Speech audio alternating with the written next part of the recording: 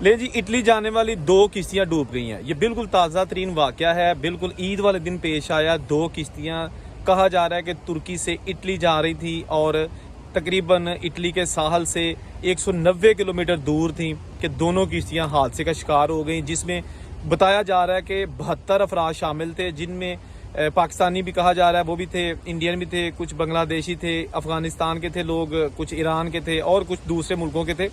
ये जनाब बिल्कुल ताज़ा तरीन वाक़या है। अभी तक जो मिसिंग लोग हैं, जिनकी अभी तक ना जिंदा की कोई उम्मीद है, ना ही उनकी कोई लाशें मिल सकी हैं, जो इटली कोस्ट गार्ड है वो उनको तलाश कर रही है। ये बिल्कुल ताज़ा तरीन वाक़या है। आज 18 जून है 2024 और ये कल रात का वाक़या है। ईद का रोज़ था और आंखों में सुहाने ख्वाब लिए लोग निकल पड़े यूरोप जाना है जी। जैसा कि आपको पता है कि हर महीने में 1-2 वाक़यात इस तरह के रूनमा होते रहते हैं। ये वाक़या भी बिल्कुल ऐसे ही है कि एक किश्ती में को 55 के करीब अफराद सवार थे और बाकी दूसरी, ये जो 55 अफराद सवार होते हैं ना, इसका मतलब है वो किश्ती 20 या 15 लोगों के लिए होती है, जिसमें इतने ज़्यादा लोग सवार कर लिए जाते हैं।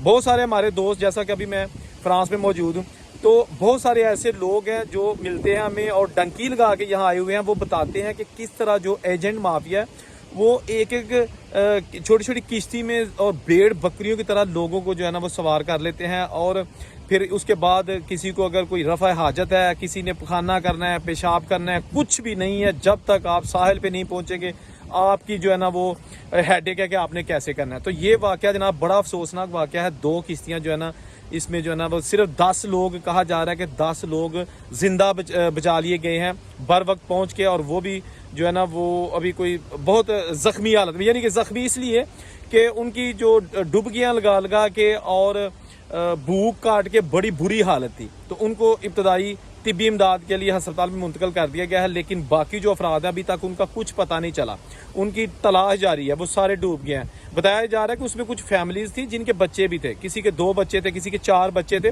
और अल्लाह ताला माफ़ करे, या अल्लाह माफ़ करना, वो बेचारे जो है ना कहीं जिंदा ही हों, लेकिन अभी तक वो मिसिंग पर्सन है। जो बोट हैं वो मिल गई हैं, ठीक है ना। जो किश्तियां हैं, टूटी हुई किश्तियां, लकड़ की किश्तियां थी ये, ठीक है ना। एक जर्मन कंपनी का नादिर नाम का एक शिप था जिसमें 55 लोग सवार थे, लेकिन वो 55 लोगों के लिए बनाया नहीं गया था। छोटी सी बोट थी, उसमें 15-18 लोग बैठ सकते थे, लेकिन उसमें ओवरलोडिंग की गई और ये हादसा जो है ना वो रूनमा पेश आ गया। ठीक है, इस तरह की बहुत सारे वाक़या दोस्तों रूनमा होते रहते हैं, लेकिन उसके बावजूद ना तो बाहर आने वाले बाज आते हैं, ना इनको भिजवाने वाले बाज आते हैं। हुकूमत लाख कोशिशें कर ले, बॉर्डर फोर्सेस लाख कोशिशें कर ले, ये सिलसिला हमारी होश से भी पहले का जारी है और पता नहीं कब तक ये चलता रहेगा। पैसे भी लोग गंवा देते हैं। एक एक एजेंट जो है ना वो 20 लाख, कोई 15 लाख, कोई 40 लाख, हर बंदे का अपना रेट है, और उसके बावजूद गारंटी नहीं होती कि आप जिंदा किसी जगह पे पहुंच सकेंगे या रास्ते में ही मारे जाएंगे, ठीक है ना। ये रिसेंटली जो है ना एक और हादसा हुआ था, फ्रांस से यूके की तरफ किश्तियां जा रही थी, उनमें भी बहुत सारे लोग थे, वो जो सारे के सारे बेचारे इस दुनिया से चले गए। अब ये जो ताज़ा तरीन वाक़या आपके साथ शेयर कर रहे हैं, शायद अभी आपको सोशल मीडिया पर ये खबर ना मिले, लेकिन ये ऑथेंटिक खबर है। किसी को डाउट है तो गूगल पर सर्च कर ले और शायद आपको कोई मेन स्ट्रीम मीडिया का लिंक मिल जाए। ये बड़ी अफसोसनाक खबर है।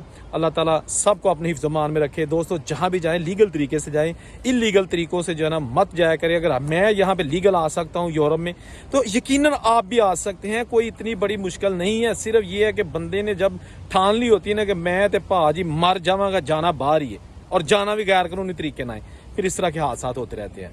अपना ख्याल रखिएगा। अल्लाह हाफिज़।